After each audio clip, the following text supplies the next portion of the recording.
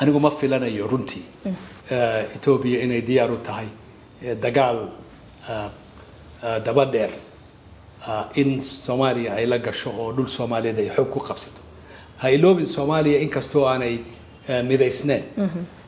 ciidamo aad u fara badan aanay haysan haddana nin kasta oo galjiro Soomaaliya uu hubaysan yahay dhulkiisa haltaa ka lagama qaadi karo intuu nool yahay marka xisaabo kale oo uusan ku aan Ethiopia ku xisaabsamin baa soo baxay midda kalena Soomaalidu imika way midaysantaa باقي وحسن شيخ سوتشي مدحوينها الصومالية Soomaalidu way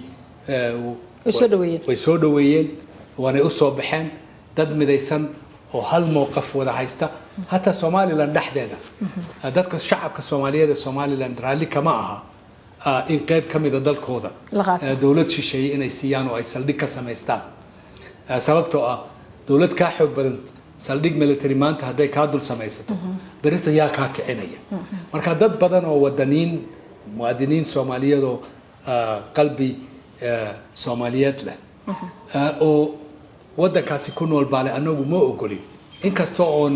khilaaf naga dhaxeeyo walaaladan Soomaaliya laakiin se tilaabadan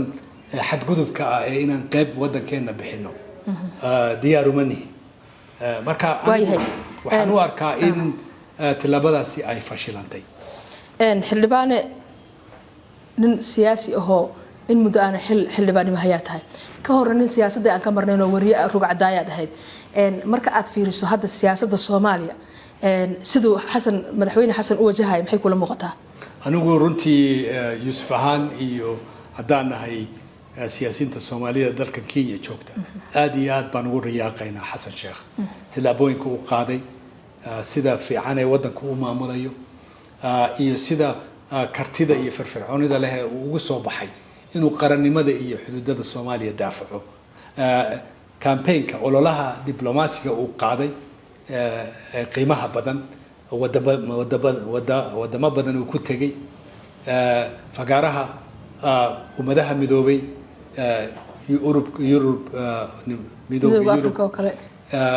midowga carabta meelaha soo dhan uu tagay hatta geesinimada uu muujiyay inuu Addis Ababa ku tago waxaan arkay social media niman Soomaaliyo badan oo xambaareynaya laakiin si xarunta midowga Afrika way naga wada dhaxaysaa Afrika oo dhan bay naga dhaxaysaa Ethiopia iskama leh waa nasiib darro in xarunteeda ay tahay Addis Ababa marka inuu ka maqnaado jab weyn iyo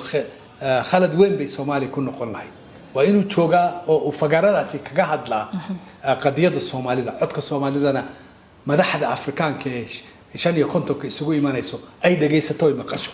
oo marka Ethiopia ay kaligeed meel ka istaagto marka aad baan u soo dhaweynaynaa aad baan u taageersanahay waxaan jecelnahay midnimada Soomaaliyeed inay si xoogaysato dawladaha hoose ee Soomaaliyeed inay la shaqeeyaan dawladda federaalka ah danta guud ahaan loo wada shaqeeyo